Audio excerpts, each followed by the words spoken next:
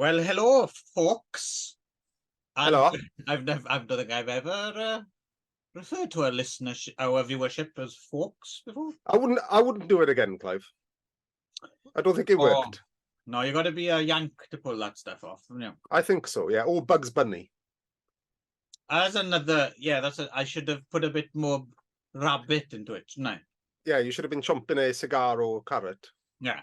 Well, anyway, regardless, welcome to Concord of Ychyfus, a special edition of the show where we're talking 3.5 Bruce Lee films. I would argue 3.25. Right. Yes.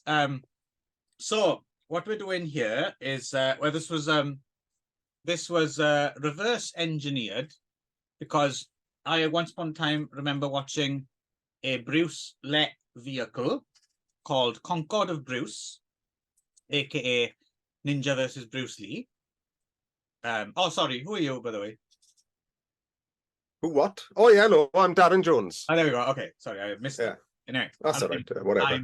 I'm Bugs Bunny, retired from the cartoons, and yes, spend my time discussing kung fu films. Yeah, he's had his years lowered. Yeah, I bet you didn't know I was Welsh all those years, did you? No. It's a testament to your acting, and to be fair, you do look good for 110 years old. Yeah, well, sadly, just last week we put my friend Elmer Fudd in the ground. He was a good friend over the years. Yeah. Of course, notoriously, we didn't get on always on the sets. No, but it's different offset, isn't it? It's, Yeah, there's no pressure. We've had our ups and downs, but basically, me and Fuddy, I called him that. We were good mates till the end, and it was sad to put him in the ground. But anyway, we digress. Back to Bruce. Yeah. So, Concord of Bruce, which I enjoyed one evening as I was chewing on my carrots in the burrow. Yes, lo and behold, when the film was done and dusted, and I was like, what the fuck was all that about? Because it didn't really have a story that made much sense. I discovered that, it's well, this is, go on. Keep talking, because my laptop's running out of charge. I need to fetch my charger. Keep talking. Because you did the exact opposite of making me carry on. You made me stop because I didn't know. Yeah, I know. Yeah. No, anyway, I know. Yeah, go on. Yeah. So Concord of Bruce turns out to be stuck together from 3 other films, namely Return of Bruce, My Name Called Bruce, and Enter the Game of Death, which are 3 films I had not actually seen before. So I thought it would be fun to talk all 3 of these Bruce Lee vehicles, and then how they were cut and paste together to create Concord of Bruce. And that's about as much as I can say without bringing Darren in. So I shall waffle a little bit while he plugs his charger in. Maybe I'll tell an anecdote about my days in the cartoons as Bugs Bunny, maybe. I remember one day on the set of Bunny's a Hop. Oh, no, thank God he's back. What have I done? No, what have I done? I told them the setup. So had you seen either of these films before, Darren? Well, any of the films? Any or either, yes. Well, either is 2, isn't it? Don't come round here telling old rabbit how to do things. Yeah. I'm a respected animated character. Yes, you are. Yes. So, yeah, I think I'd seen. Well, I'd definitely seen Enter the Game of Death before, although there was one bit missing, or probably a couple of bits missing. Oh, interesting. Yeah. I'm assuming you will illuminate when we get there. I will. Okay. And I'm pretty sure I saw My Name Called Bruce as well. So. Oh, okay. Yeah. All right. But it to be honest with you, a lot of them, particularly My Name Called Bruce and Return of Bruce, they kind of blend together a little bit, even when you've only just watched them. So they literally blend together in our last. Well, in Concord of Bruce, yes. Right, so Return of Bruce from 1977. Now, I was thrown a wobbler here because just to get so there's someone in I can't remember which one, but there's a member of cast in this who are listed on the Hong Kong Movie Database as having died from committing suicide in 1975, which led me to think, oh, so this film must have been shot at least back in 1975, 1974, somewhere like that. Yeah. Thing is, they've identified the wrong person on Hong Kong Movie Database. Okay. They have the, like the 4 screenshots, and 3 of them are the same person, and then the 4th one is clearly a totally different woman. All right. Is the woman in this film? Who I still haven't been able to identify. I'd quite like to, because she's the cute one who plays Nick Cheng Lick's sister. Yes, I like her. Yeah, but I don't know who she is. No. I'm assuming she's some Filipino woman. Yeah. But she's great. She does a good job. I like her. Yeah, but I don't know who she is, unfortunately. I tried my best. I straddled several databases to try and piece this all together, and it was quite. I don't know how you got on with it. I found this quite a worthwhile exercise because I discovered some interesting avenues to go down. Actually, kind of unrelated to these films, but that might fit to some of the. Yeah. I enjoyed this one. For instance, it's not my favorite, but of the 4. But no, I mean overall. I mean overall, watching all of these. In fact, because I found again, I don't know. I'm going to try and get. I'm going to send the link of this episode actually to Toby actually to see if he'll give it a listen and see if he might be able to iron out some things here, because this won't come up here. But for instance, while researching these films, it led me to believe there might be. So Tien Feng, has one credited film as a director, right? The Double Crosser or something like that. It's called. Yeah. That's the one you filmed. Yeah, well, I think if the Korean Movie Database is to be trusted, which it isn't always, he actually might be co-director on another Korean martial arts film. Oh, that's interesting. Yeah. Okay. But I don't know how much. I can't remember how I even got there now, but it's through one of the people to do with these films. Anyway, Return of Bruce, or The Dragon Returns, from, I think we can actually say, is from 1977. Yeah. And so, which version of this did you watch? Right, okay, let me get my head around this now. So there was an 80. Is this the one where there was an 80-minute? Yes, it is. There's an 80-minute version. 88-minute and a 95-minute. Oh, was it? Oh, I watched the shorter one. Right. So I thought it was 80 minutes, but I could be wrong. Yeah.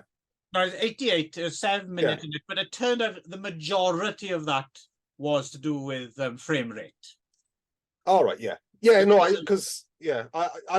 actually started watching the longer version, and then probably mistakenly I thought there might have been some cuts for nudity.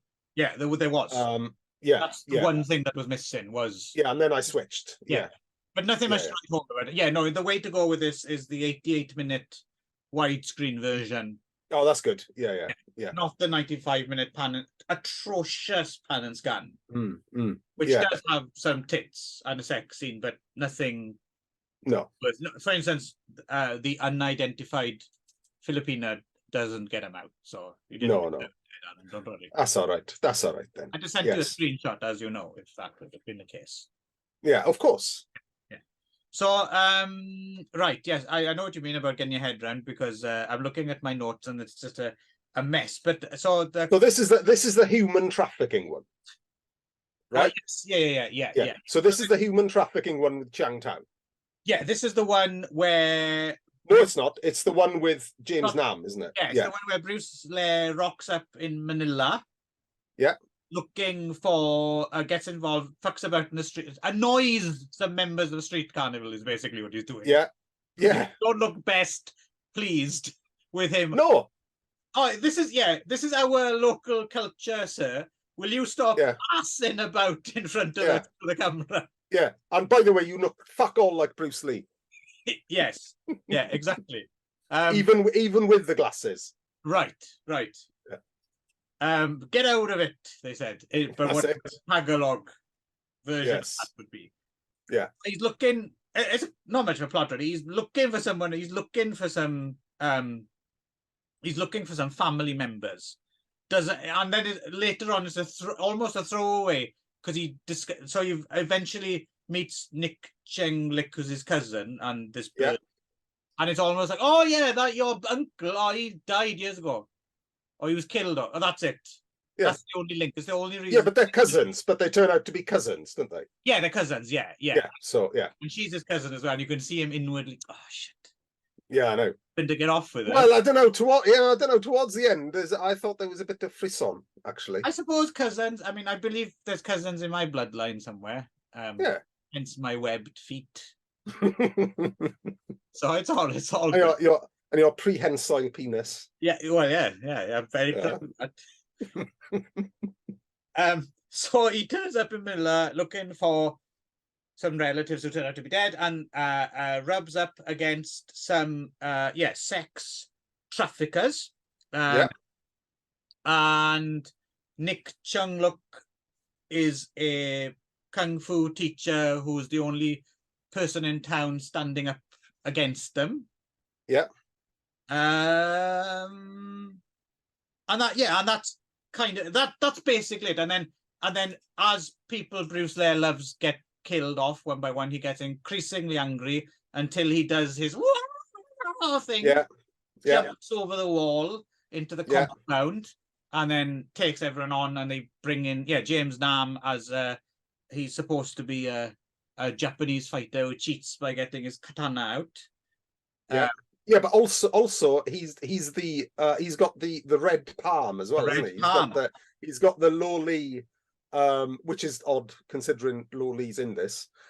Yes. I wonder what Lo Lee thought of that, actually. I've just thought of that off the top of my head. That's not my idea, motherfucker. Yeah. Couldn't I have done that?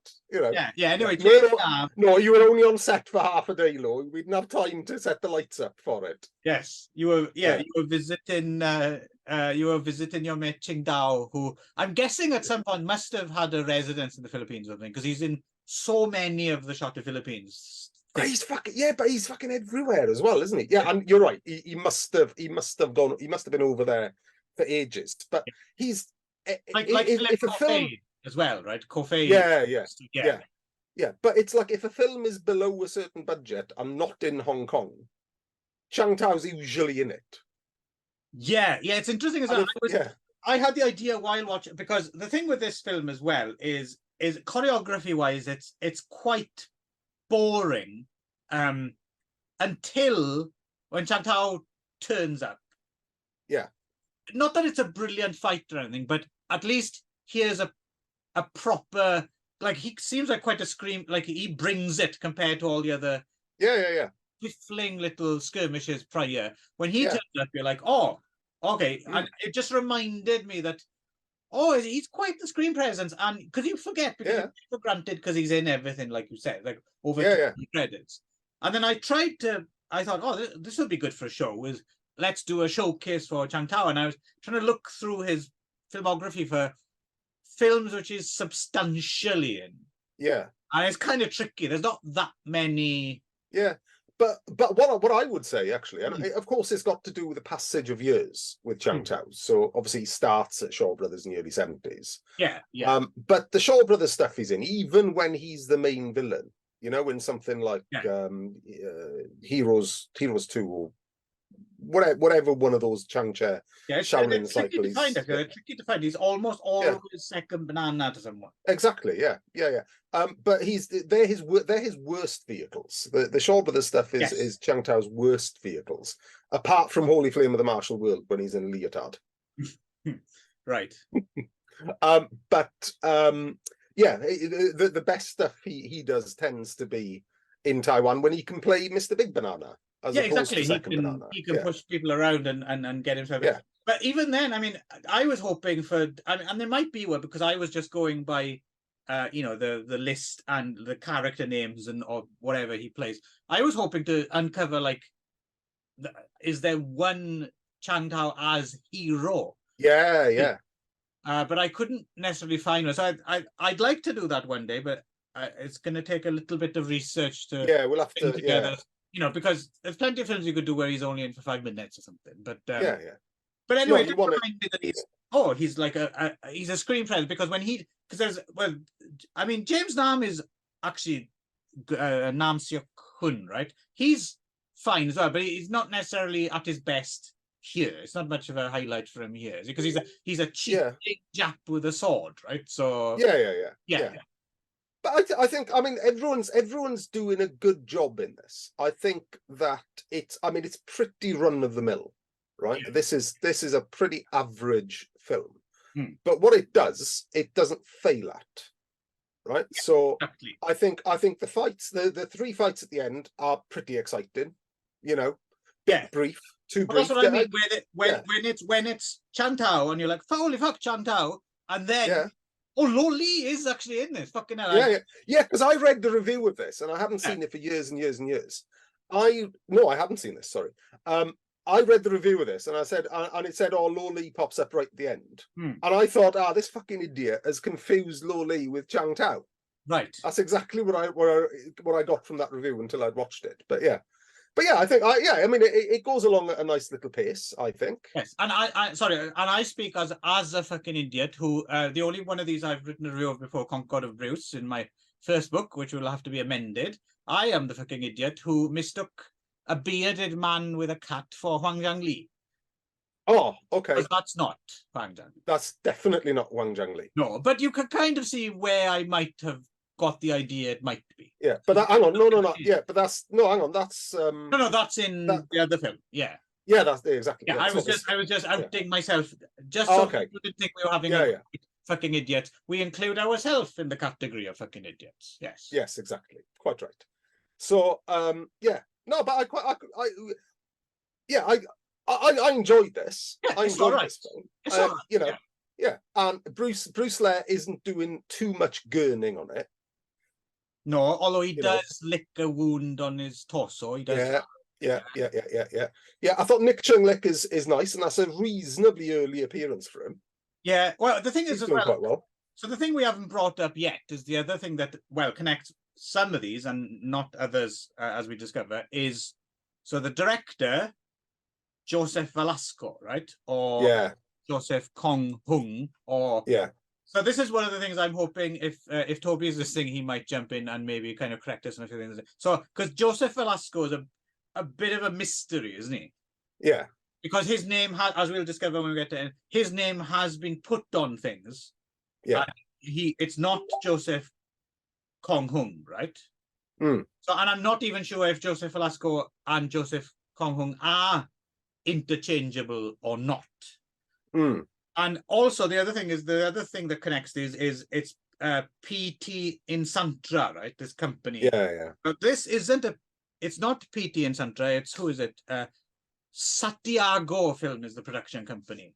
Yeah. But it seems to me to be pretty much PT Insantra by any other name, right? Which is, as far as I can tell, is an Indonesian-based company. Right. But I don't think this film would. When I wrote my review of this, I decided to. There's no definites, but I decided to go for Hong Kong Philippine co-production, and Indonesian. But PT Insantra does seem to be an Indonesian. So this whole PT Insantra and the other name, the producer Robert Jeffrey, turns out. Yeah. But I don't know. Is that the guy who just distributed the English dubs, or It's too much of a minefield. We'd be here all day, trying to pick the bones out of the. But there's definitely some connection. There's definitely a Robert Jeffrey, Velasco, PT Insantra. Yeah. Some incest going on. Oh yeah. And as far as I know, no one's quite figured it out, or at least not in English language. No, I mean, in terms of the 3 and a bit films we're watching, this is probably the most well crafted film. So this has a decent script. right? Which is unusual for these. Pretty much anything with Velasco's name all over it. So it's reasonably well crafted. It's got a script that makes sense, that chugs along. It's got all the ends are kind of tied up at the end, even though it's kind of a car. It's like a fucking a sort of out of control car that just smashes into three fight scenes right at the end, and then that's it. Yeah, it's not a great story, but yeah, you're right. At least it does actually make kind of a sense. It makes complete sense. Yeah. I even like what do you want from a kung fu film, actually. Like, if someone asked you, would you rather have great action or a story that makes sense, you might not. But no. But I mean, I would take this. I would certainly take this over My Name Called Bruce. If we were going to pick some favorites. Yes. Because that doesn't make any fucking sense. No. They did this a favor as well when we get to Concord of Bruce. They did this film a favor by removing Piggy, the open kid. See, I actually quite like that, because I quite like the fact that he's right at the end, because this ends, or at least this version of the film, because I'm not sure, I didn't catch the end of the other version, but this version of the film ends up with that little kid abandoned at the pier. Well, here's the really interesting thing I thought about this ending, because I think there's even an extra wrinkle, right? Because I agree with you. It's I don't know why, because he isn't dead, but for some reason Bruce says promise to return to spend the rest of his life with his little boy or whatever the fuck, and he doesn't. Either he's abandoned him or he's dead or something, and it's basically the kid left wandering on her own, which actually, yes, I agree with you, is unusually dark. But if you watch really, really carefully, and this is either like shoddy or don't care editing, or it's an extra when it freeze frames the end, a police car is entering the frame. Okay. So I'm wondering, is that supposed to be at the last minute? Sent the cops to tell Piggy, Bruce is all right, but he's been in a fight with Loli and he's got frog spawn on his fists. Been infected, and it's funny. It's a cop car enters freeze frame. I was wondering. Well, that's what I was wondering. Was the ending different with what you watched? No, it's all the same. Yeah. The ending is they're both pretty much the same. So also Man Fei is in this for not very long at all. No. Again, must have been visiting Chang or Loli holiday. And so we should also discuss probably the person I felt the most sorry for, I think, in this film is the poor fucker, the mincing gay stereotype. Oh my god, yeah. I mean that is, you've got there are a few pound shop bean shacks, right, or a few pound shop Weeping Owls, right? Or Weeping Owl is probably a better comparison to this character. But this is like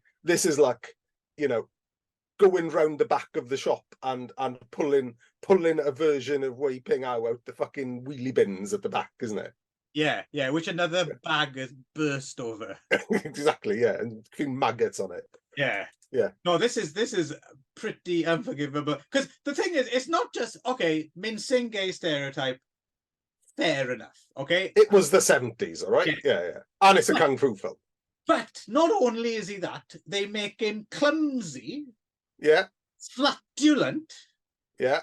And everyone has a go at him. Every single character. Our hero kicks a dog turd in his face. Yes. And you would suspect with the budget of this film, they didn't have it in the budget to make a dog turd out of chocolate or something. No. They probably just found one. Maybe he ad-libbed it even. And Bruce Lee probably did not have the dexterity to kick the dog turd intact and hit him on the forehead. So it was someone's job on the cast to have that and lob it bring their with some dog. force. Yeah. Maybe they were. Maybe it's the last day of filming. They were just following a dog around, waiting for it to shit. Like divine. Like exactly, yeah. But anyway, this guy gets it right. I'm fantasizing the follow-up where he's had enough. He teams up with with a native Indian and a fireman and a construction worker, and they kick Bruce Lee's ass. That would be nice. That'd be a bit of vindication. Soundtrack. That's it. That's it.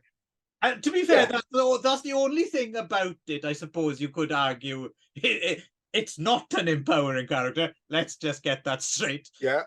I was a little bit trying to get inside his head. I felt so sorry for him. Every now and again, when he kind of minces on screen, I thought, well, maybe, I mean, everyone's having a go at him, but I suppose at least he's not toning it down. Maybe in his head, you could put as many dog turds in his face as you like. Yeah. But when he enters frame, he's still thinking, I'm looking fabulous. And all power to him, they haven't actually knocked the shit out of him. They haven't destroyed his spirit, right? No. And he has got a very nice shirt, to be fair. And tight trousers. Yeah. So a surprising credit is Ulysses Au was assistant director, and Marco Mack was the editor on all of these as well. That's the other connecting thing. Anything else? Steve James is not in this film. No. Despite what the Internet Movie Database that'll tell you. That's I forget his name, but that's another bloke. Yeah. That's someone's mistaken for. There's like a scene isn't there where there's like a not tournament. There's a very brief like ring fight, and it's one of those where everything outside the ring is in total darkness. And you're thinking of Enter the Game of Death. And they've dubbed in this one. They've dubbed in an audience. It's the one where Bruce Lee fights. He fights the bloke who isn't Steve James, and he beats up. You're quite right. I am getting. Yes, sorry. Yeah, that's Enter the Game of Death. Steve James is in not Game of Death. Yeah. Yeah, exactly. Yes. Sorry. So So conclusion on this, I suppose, for me anyway. Yeah. Straight A to B, Bruce Lee-like kung fu film. A little bit more of a kung fu film than a Lee-like film. Yeah. Fuck, we've made a total error. I've just realised. What? That's not Bruce Lee. We should have just read the credits, man. It's Kenneth Lucero. Oh, that's it. We should probably address this. What the fuck? Kenneth Lucero. Whose idea was that? Sorry to interrupt. And actually, I've just remembered because I was actually looking at the cast list rather than my notes, but he gets called Kenneth in the script one time, or in the dub anyway, one time. So he's credited new star Kenneth. I mean, why? Who went with that? Who decided that was? This Bruce look-alike thing isn't working, but we'll keep him looking like Bruce. Yeah. Shall we call it? It's a little bit. It's like that. It's like that skit that. What's his name? Cross-dressing comedian. Sorry to be so reductive. Sorry, I was actually Googling Kenneth Rivero to see if he exists. What's his name? Popular cross-dressing comedian. Sorry to be so reductive about his career. Dame Edna Everage? No, not that one. Funnier. Eddie Izzard? Yes. Eddie Izzard? Yes. It's like that Eddie Izzard skit about how they came up with the name Engelbert Humperdinck. Oh, yeah. Kenneth Rivero. Anyway, if anyone knows... Makes no sense. Yeah. Yes. Also, worth mentioning, I suppose this film, at a stretch, is a Christmas film, because I noticed during Chan Tao's fight, they're briefly fighting in front of a Christmas tree. That's true. Yes, that's true. Yes. There was another Christmas film we had recently, wasn't there, as well? Wasn't it To Kill a Jaguar or something was a Christmas film, didn't we? Remember. It doesn't matter. Anyway, you can legit watch this, at least on Boxing Day. You can make your family watch this, and if they complain, you say, look behind Chan Tao, there's a Christmas tree. Yes. Right, should we get on to the next one? Yes, I think we should. We probably should, because time's wasting. Right. What's next? Well, I think chronologically, I suppose we should go for My Name Called Bruce. Okay. Yeah. Okay. So this one's a pile of shit. Yes, yeah. This was definitely the least. I have one very interesting thing to say about this film when we get there. Or it's very interesting for me at least, but but otherwise. So again, I think so. This one is Joseph Velasco. Yeah. And Lee Hyuk-gu, whose other credits include Champ Against Champ, the Dragon Lee film. It's all right. I haven't seen it. Again, I went with South Korean Hong Kong production, but leaning more South Korea than anything else. For sure. Yeah, this really does look Korean. But again, P.T. Insantra, Robert Jeffrey, Joseph Velasco. The one confusing. So I thought so. There's a jokey screenwriting credit as well. Zaki Chan, right? I saw that. Yeah. So that turns out to be the Korean Lee Il-mok, because I was doing a bit of cross-referencing between different things, and yeah, it does seem Lee Il-mok did write other things that are credited to Zaki Chan. The only thing that was confusing was the film Bruce and Dragon Fist, which I haven't seen, which apparently he's credited as screenwriter somewhere, but he also might have directed Bruce and Dragon Fist. Yeah, which is, that's just nerdy stuff that I like looking at. Yeah. So, but this is rubbish. This is a fucking mess. So it's largely a police procedural. Yes. Yeah. So, and I still can't get my fucking head around this vase business, right? So, I quite like the opening scene. The opening scene was quite good because it was a bit of a heist. So this is the interesting bit. Exactly. Yeah. So a bunch of gangsters in vans in white masks, as in medical masks, pile into this antique shop and says, "We're from the Centre for Disease Control. You've been infected. We have to give you an injection." Knock him out with an injection and steal an antique vase. Yes. Enjoyed that. That was good. That was clever. Well, I'll tell you the interesting bit about it as well. Yeah. This, I mean, as far as I can tell, I'm guessing that it can't be a coincidence.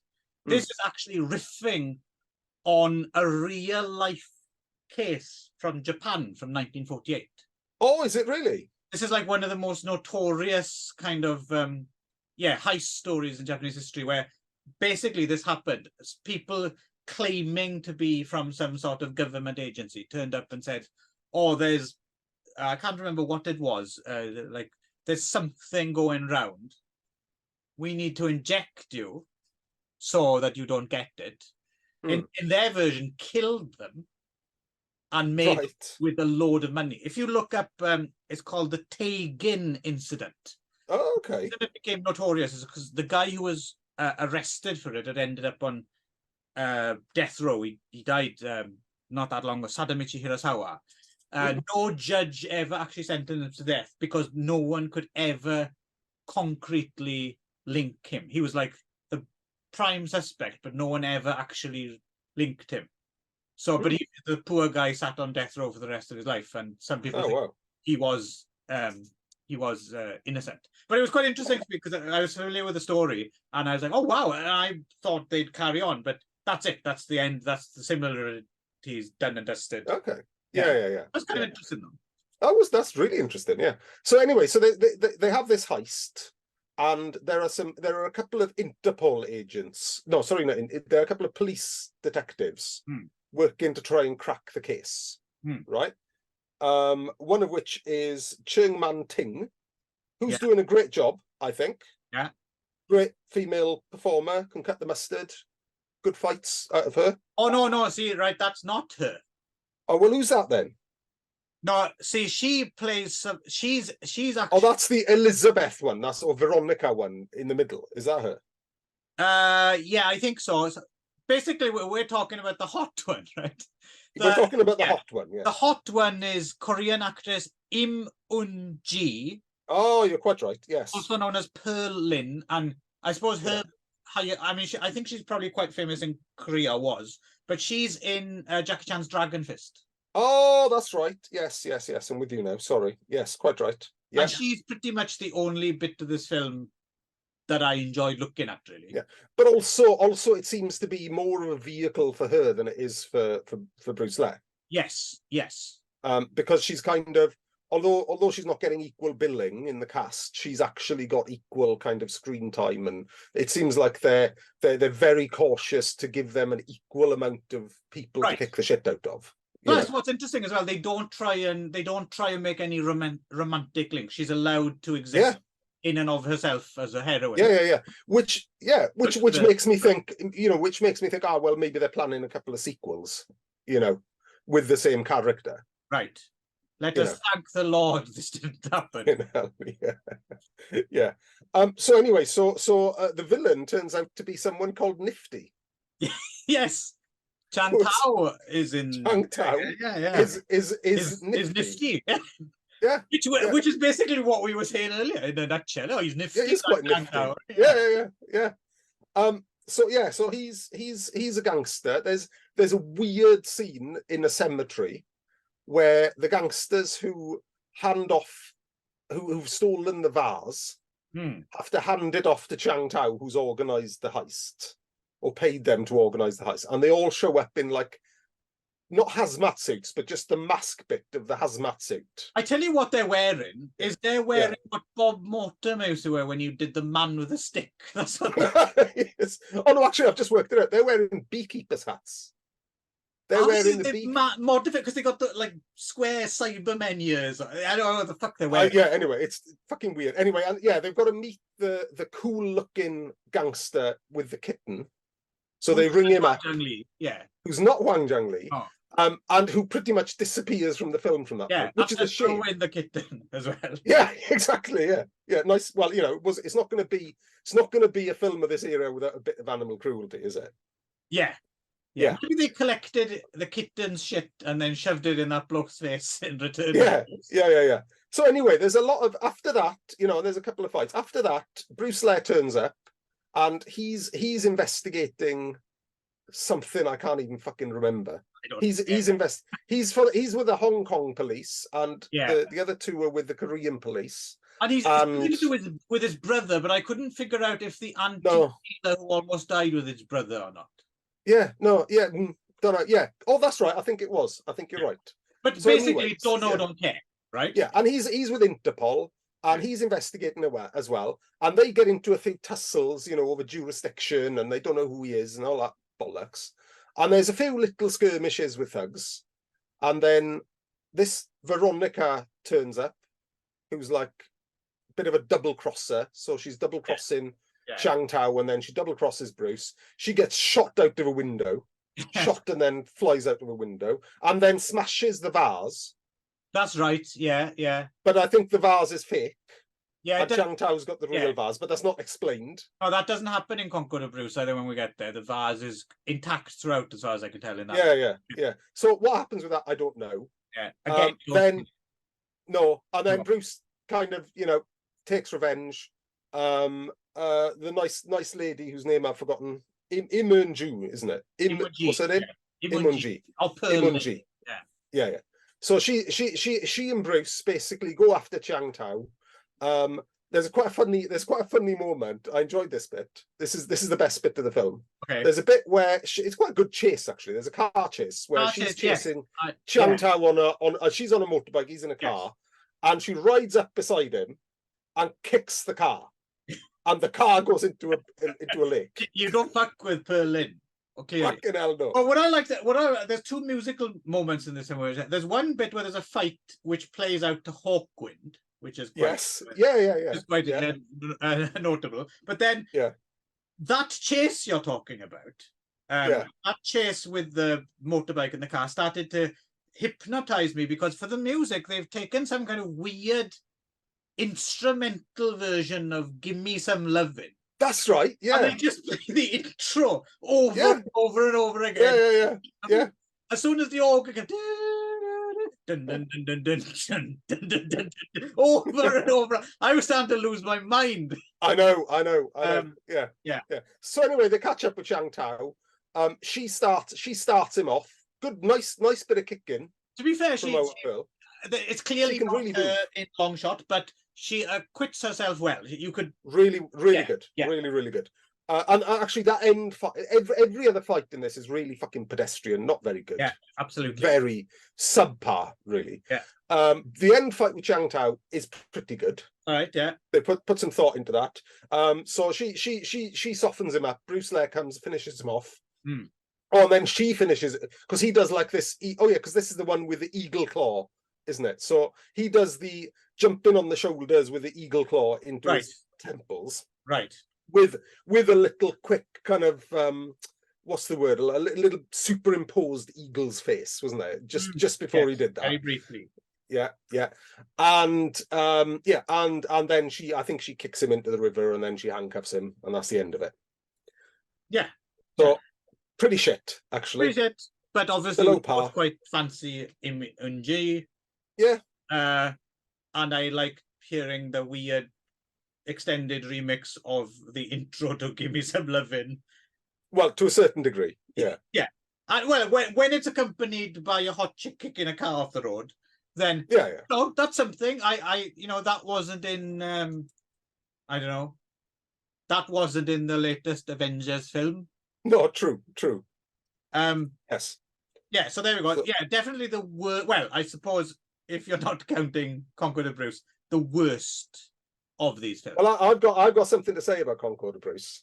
Okay. Where it's not the worst. Okay, well, first of all, though, we have to get through. Well, for me, is the best. Yes, it is. Yeah, hands down is the best. Yeah. Yes. So this is Enter the Game of Death or King of Kung Fu. So it's easy because there's a whole bunch of films called King of Kung Fu. There's even one. Is it Bruce? One of them has that theme tune. He's the King of Kung Fu. Yeah. But I always forget which one it is. Yeah. And I don't know if it is actually the one called, but anyway. There's a whole bunch of things that's been retitled King of Kung Fu. But you want the Enter the Game of Death from 1978. Well, basically the year Game of Death finally came out to disappoint the world. Yes. And not only disappoint, and leave a rather sour taste in the mouth. Yeah, they dug Bruce up for that one, didn't they? And I'm not even a big Bruce fan, but that was they seriously fucked that up. Yeah, because you forgive it. Because this is the thing, you forgive Bruce a Bruce Lee-like film. You forgive them anything because they're desperate, right? Because they've got no money and they're desperate. But Game of Death had fucking money behind it. It's amazing. Actually, the more I think, because I haven't seen Game of Death. No, I need to go back to it. Yeah. But now I might find it more interesting in the way that a mortician might enjoy his job. Yeah. Just because. Yeah. And it's amazing, really interesting. Because even from the inception, it's golden harvest, right? It's not like a. It's not PT Tantra, right? It's no. Plus, it's golden harvest in bed with the Americans. Yeah. I mean, and they still did it. Post Enter Dragon being a hit, I was like, what the fuck have you done? Yeah. And you took 5 years to do this? We might have to do Game of Death and Tower of Death. That would be fun. That's a good double bill, yeah. The only thing is we have to watch like 8 versions or something of them. Yeah. Anyway, right, what happens in this thing, Clive Bach? Well, I'll tell you, Darren, seeing as you asked. So this one is about a secret document so here's the thing as well, right? So this film, I'm guessing, it never quite puts a hat on it, so you're not sure, but I'm guessing this film is supposed to be set in the 30s. In the 30s, yeah. But everyone's wearing flares. Yes. And I've got fucking wristwatches, digital wristwatches. Yes. Plus, as well, to be honest, I wouldn't put it past them that they were trying to push the notion that Japan might try and invade China in the 70s again. So China at some time period have lost an important document. Yeah. And he's either British or German, I think, depending on which. Yeah. There's an agent who's talking to some kind of Japanese diplomat and a Chinese diplomat and saying, look now, if you Japanese have, because we know you got eyes on China, give it back and be nice. And basically there's a stolen document, because something to do with the defense of China. Yeah. And spoiler, and if the Japanese get this document, they can invade China. That's the crux. I don't know why, but I mean, this must be one hell of a document. Like where, that secret door that you get in that no one's got. Yeah, exactly. Yeah, you go to the Great Wall, right, and there's a network of tunnels that brings you straight out of a Peking. It's a bonkers concept. Yeah, really. Yeah. So there's that, and it doesn't really matter. Basically, that's the MacGuffin, right? Is everyone's looking for this document, whatever the fuck it is, and so there's Yo Soo-jin, who's the main chick, who is also in Secret Rivals, if you remember. Yeah. So there's her that she's sent out to try and convince Bruce Lee to fight for get this document back, and also the Chinese guys led by Sim Song Ching, they try and convince him. Bruce Lee is not having any of it because he's busy just walking about in his yellow jumpsuit, beating up people, and every time they ask, I'm too busy to help, until he's ethnically shamed. That's it. By some henchmen, and then he can't get to sleep, and he has a flashback about his cousin being raped by someone Japanese, who turns out to be the Japanese bad guy, and is played by the Korean Park Dong-ryong. Yeah. And then basically, Tower of Death. Yeah, forget about Tower that. of Death. Doesn't matter. It's Game of Death time. Yeah. And to be fair, it's more fun than watching Game of Death by It is much more fun than Game of Death. And I came across this was just in a review, I think, on HKMDB. But someone posited the theory that Bruce Lee or the filmmakers actually had access to the original Game of Death script. Okay, yeah. Before it came out. Yeah, because there's a bit where you've got the two fighters in the tower, where one's in black, one's in white, and they've got a red lamp. Yeah. And apparently that bit is very, very similar to an unfilmed segment in Game of Death. Oh, do you, that's only in the script. An invasion of China that was did. No. Oh, okay. I don't even remember what the plot of Game of Death is.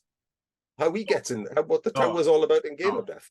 But the one thing we should, I suppose, the thing is, it is kind of apart from Game of Death itself, weirdly enough, but it is kind of a bulletproof premise. The floor by floor progression. Well, it's a vertical as opposed to horizontal tournament film, right? Yeah, and that's what a tower film is. Yeah, and it still works to this day because, like films like The Raid, right? That's basically exactly. What they're doing. Or Dread as well. It's Dread. Yeah. So it's a cool concept, and of course, it lives and dies on who he has to fight, right? That's the thing. So in this case, well, first floor, ceramics, and Lee Hoi-san. Sorry, for British viewers, ground floor, not first floor, but that's it. That's first floor. See, we don't do ground here. No. So first floor, Mrs. Slocum. Yes. Ooh. And yes, as played by Lee Hoi-san. Who's always good to see him. Always good. Yeah. He's cool. He's got some little ball bearings that he throws. That's right. And he also seems to. The other thing he does is he pushes what looks like a drum with a carpet over it. Yes. And he looks devastated that it doesn't work. And you think, that wasn't much of a plan, was it, Lee? No. But yeah, I always like. My favourite Lee Hoi-sang, apart from obviously his Jim Kelly in Enter the Fat Dragon. But I always good job with me, motherfucker. I love it when Lee Hoi-sang brings out the Wing Chun knives, the butterfly knives. Yeah, the only thing, it's a shame, I suppose. You wouldn't get away with this nowadays, but the fact that they got the noted African American actor like Lee Hoi-sang to put that yellow face makeup on to appear Chinese. It just wouldn't fly today. It just wouldn't fly today. No. no. different types. But yeah, I mean, so Lee Hoi-sang, very good. He's good in everything he does, you know, and the fights in this are of an okay level, okay to slightly above okay level. Yeah. No, we should never forget that, you know, Lee Hoi-sang walked so Denzel Washington could run.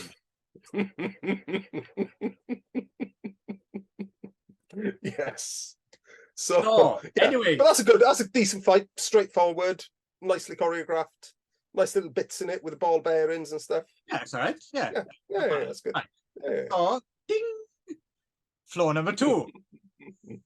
Curtains, toiletries, Yes. and what's his name? Kim Ki-bum. Yeah. With some snakes. Ah, now you're talking. Yeah, I had to watch 2 versions of this to get the snake bit.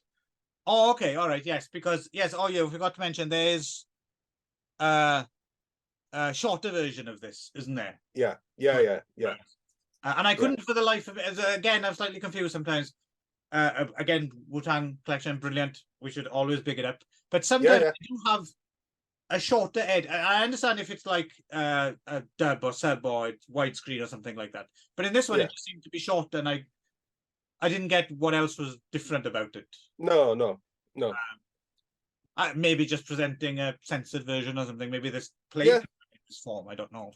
Yeah. No, but this, so this is this is a man who hangs out with and some turtles, because for no reason. No, I'm a very silly man, so of course I did enjoy. There's like one bit where they're tussling or whatever, and they just slightly hit the turtle, and it just goes, just rocks a little bit. Yeah, doesn't hurt them. No, he just they're like little terrapins, aren't they? Yeah, he just moves. They're not very. They don't move much anyway, which is why sometimes you can see one and you can look at it for ages and you think it's fake, and then suddenly it'll go or something like that, right? Yeah. As soon as he knocked a turtle a little bit, I was rocking with laughter. That's how pathetic I am. But, yes. Yeah. But yeah, I mean, so this is really where it gets mental. Yeah, this is the good. So this is the highlight of the film. It has to be, doesn't it? Yeah. Oh yeah. This is where he bites off a snake's head. Yeah. Poses. You'd think he'd be biting the snake's head off and like using it as a projectile so that the venomous fangs went into him. No, just spray him with the blood like the snake's a hose pipe. And to be fair, they were clever enough to have Bruce Lee react as surprised as we are. The look on his face. Yeah, I reckon he didn't know that was coming. He looks really surprised. Yeah. He doesn't go like, no. No, he goes, what? Yeah. How'd you do that then? How'd you do that? And then he uses the dead snake as a whip, which is quite funny. Yeah, and he gets him round the neck with it as well, doesn't he? Gets Bruce round the neck with it, and then he does the whole in the end as well. Does he kill him with? Yeah. And then he goes, he does all the snake foo on the ground, so he's like kind of wriggling around the ground with his snake foo. Yeah, he's like those people half stuck in sleeping bags in the worm eaters. That's it. That's right. Yeah, that's exactly it. Yeah. So that's nice. So that's a top little highlight to this film. Yes. Yeah. That is the peak, I think. And then so we got Nick Chang-look very unconvincingly made up as an old man on the next floor. Yeah.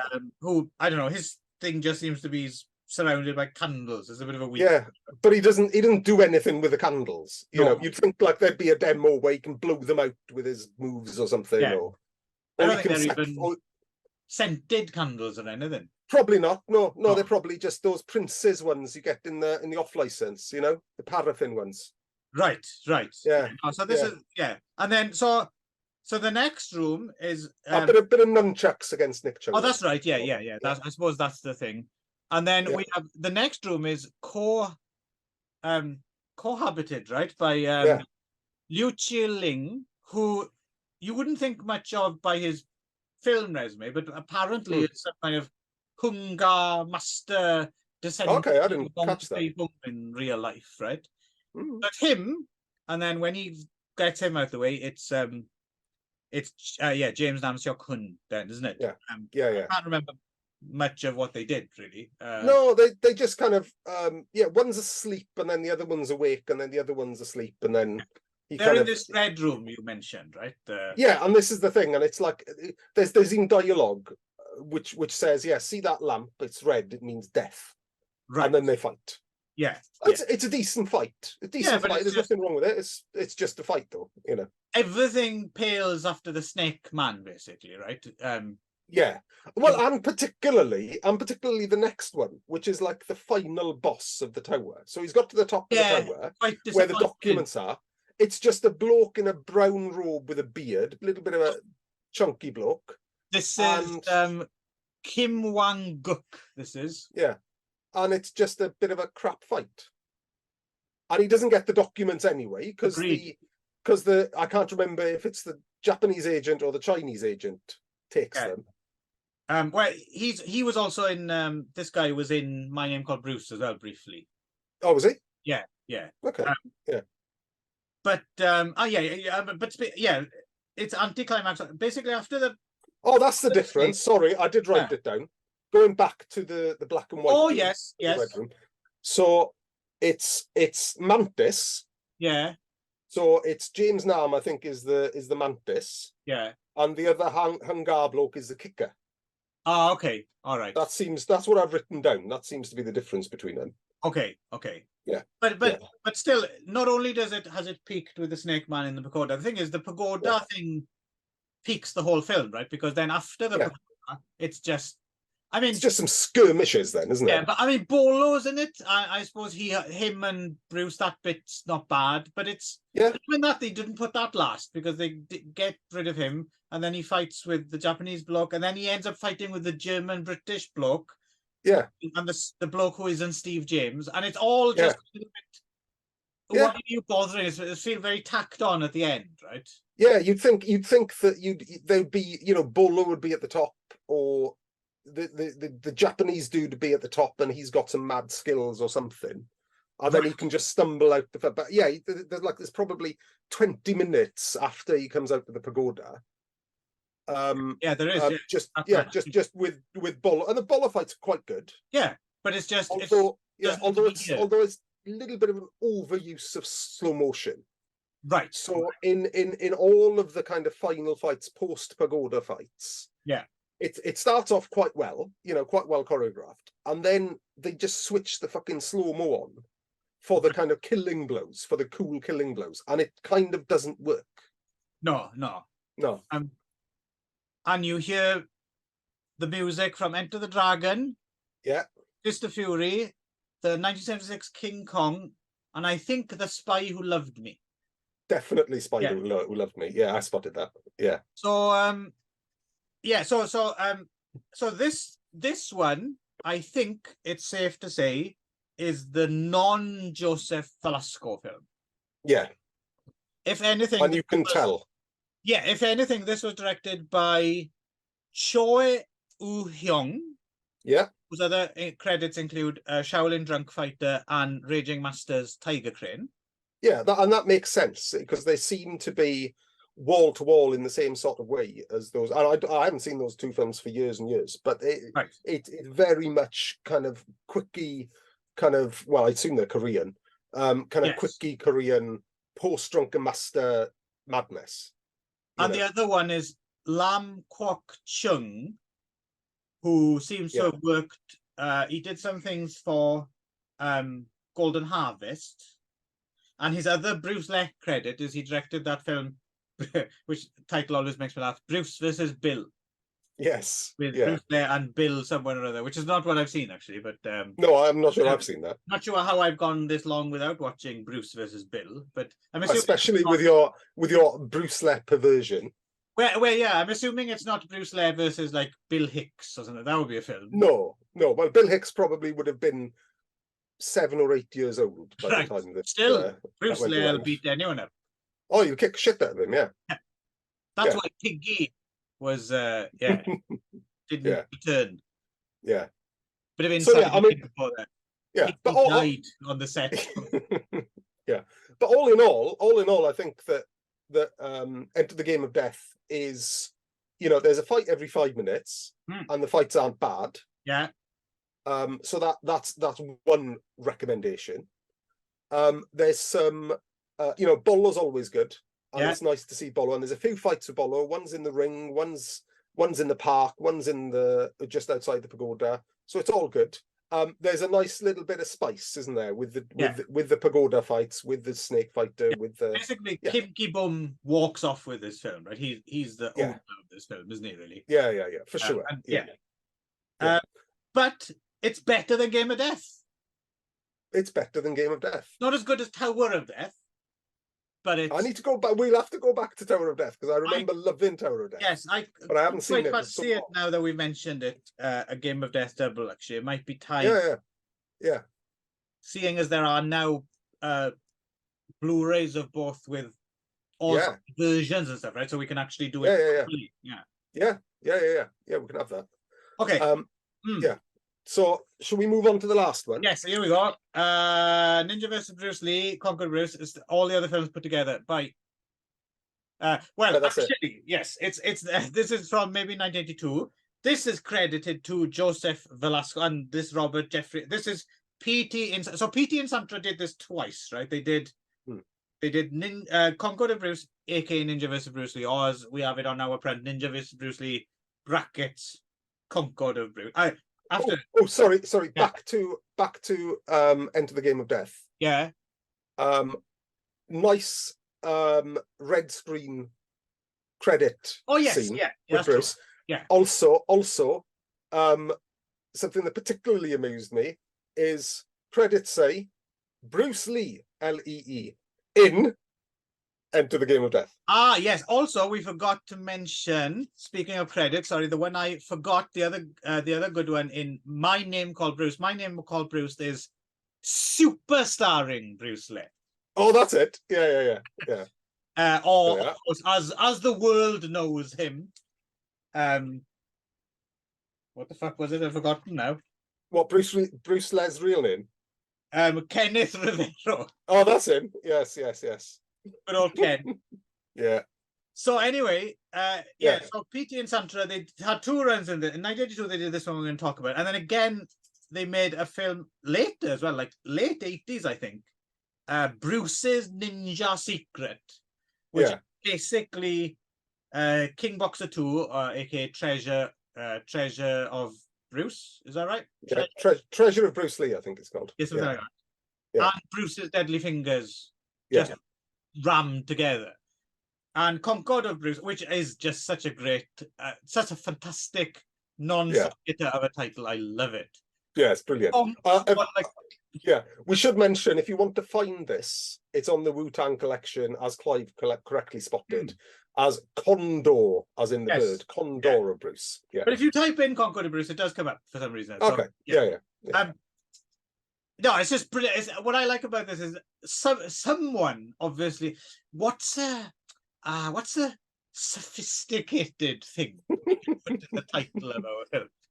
And again, it's like the Engelbert. So someone would have said, champagne versus ninja. No, that doesn't. How about Concord? I saw an advert the other day. It was Leonard Rossiter, right, and Joan Collins, right, and they were having champagne on Concord of Bruce. There we go. Yes. Because that's about the right era as well. And it would have been at the height of exclusivity, right? Yeah. Concord of Bruce, but it means fuck all.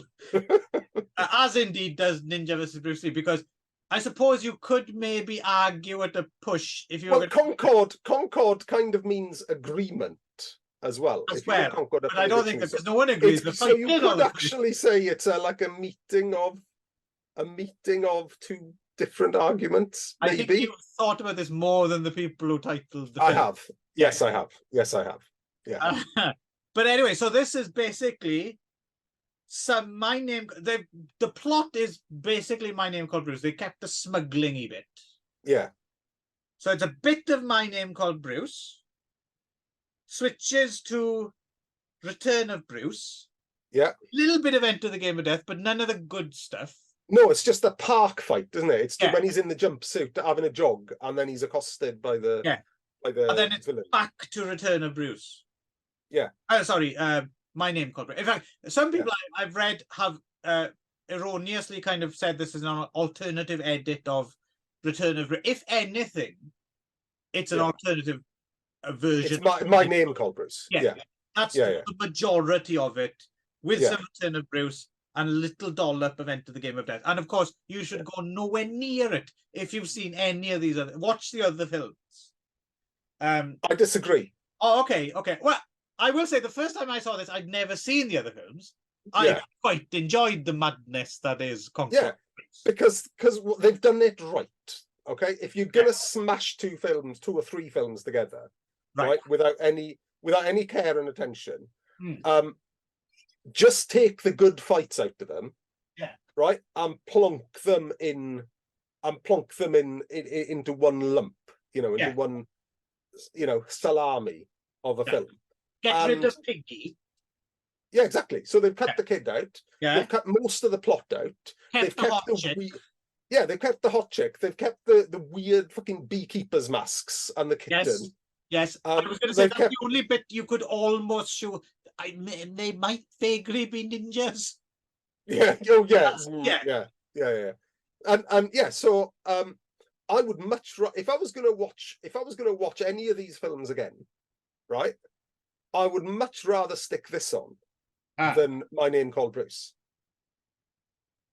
Yes, my Name Called Bruce, I've got no fucking interest in watching ever again. That's true. Everything you want. Well, then again, the only thing they don't have the Give Me Some Lovin' and Hawkwind in this. True, yeah, true. But that's a lot of slog for that small reward, isn't it? But then again, though, Darren, most normal people are not going to watch any of these films, right? And I certainly wouldn't say to someone who's seen all three of them, you really need to see Concord of Bruce. No.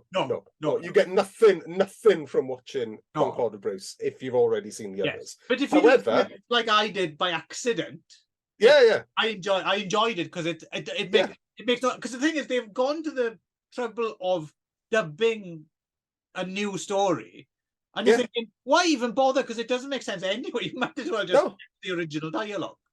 Yeah, well, I don't know. It somehow kind of makes some sense. Or actually, I think it makes exactly as much sense as My Name Called Bruce. Yeah, probably. Excuse me. But that is dabbling with faint praise, I think. Oh, for sure. Yeah. So I would say if you were going to watch, if you were going to come first time for a Bruce Lee vehicle from one of these 3/4 films, then for sure Enter the Game of Death. For sure go and watch Enter the Game of Death. Yes. And then me, and then if you still got a little bit of a because you won't have seen there's hardly any Enter the Game of Death in Concord of Bruce, right? So you won't. No, exactly. Yeah. So watch this. Watch Return of Bruce, which I think is not a bad standard little kung fu film. Yeah, and then I see where you're going with this. And then just skip. Right. Just skip My Name Called Bruce and watch Concord of Bruce. Yeah, Concord of Bruce, or could also be called Now That's What I Call Kenneth Rivero. Would be a title. Yeah.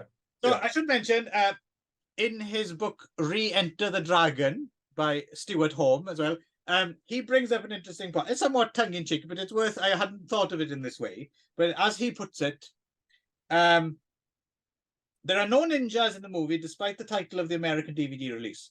Again, showing that Godfrey Ho and his producers were just throwing pennies around by filming original ninja scenes to cut into the non-ninja movies they bought by the people. This movie has ninja in the title and a ninja on the cover, so it would be picked up by ninja fans in video stores, who'd only discover after they'd watched the flick there were no ninjas in it. As a result, Velasco comes across as smarter, cheaper, and more exploitative than Godfrey Ho. Well done, Velasco. Well done. Yes.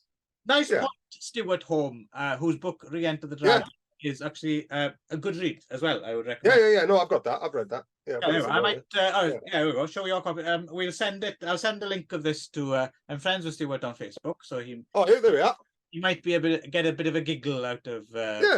Yeah. Free advertising. There we go. Mr. Yeah. Who. I mean, it's out of it, but I think there's a new. I think he mentioned there's a new updated version of it coming out.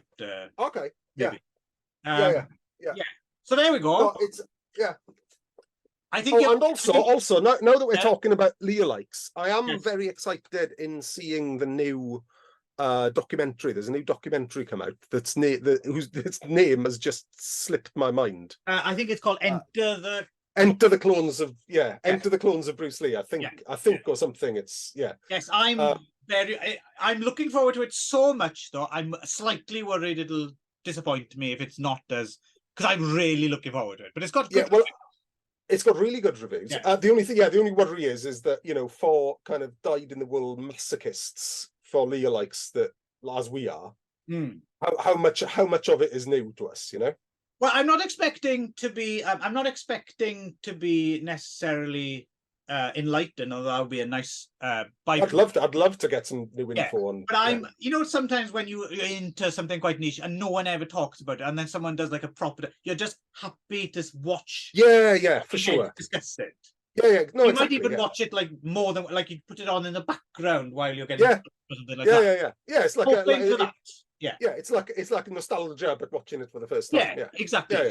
So that would be fun. If it at the same time it actually, I mean, I don't know what's in it, but for instance, if it actually tells us who Joseph Velasco is and sorts all that out, that would be good. Fucking gravy. Yeah, great. Yeah, no, so very much looking forward to that and recommending that to all the Ychyfus patrons out there. Yes, and with that, I think we shall conclude this edition of Concord of Ychyfus. Yes. And the next show is going to be bits from other shows we've done, edited together totally at random. That's it. Yes, correct. For Halloween.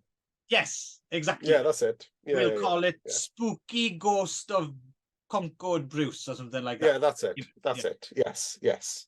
So yes, tune in next time. Yes. And same Bruce time, same Bruce channel. Just a picture. I can just imagine. It's a shame you're not better at editing YouTube, because what I would really like, what I would really like at the end of this is after you say same Bruce time, same Bruce channel, we have a little image of Bruce Lee's head, right? Going, like the Batman symbol. Yes. So prove me wrong, Clive. You can prove me wrong if you like. Not gonna happen. How about I turn my head around? Here we go. Right. Same bat time. No, same Bruce time, same Bruce channel. Fucking same thing.